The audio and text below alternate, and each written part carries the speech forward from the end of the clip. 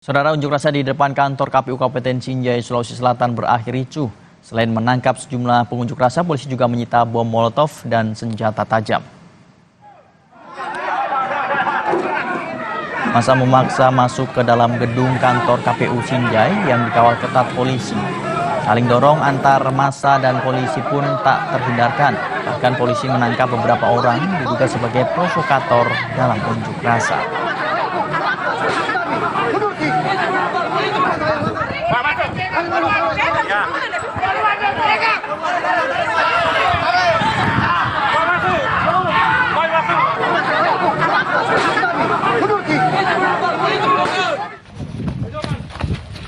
Selain itu, polisi menyita 3 bom molotov, 7 senjata tajam jenis parang, dan 3 badik.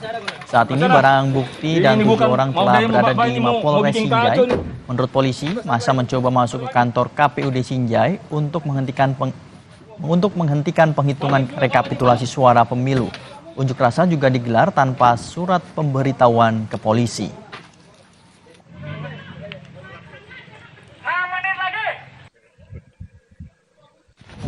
Kemudian tadi kami amankan sekitar 7 orang kita amankan yang terdiri dari mereka yang melakukan provokasi, mereka yang melakukan anarkis, melakukan pemukulan terhadap anggota Polwan, kemudian mereka yang membawa senjata tajam.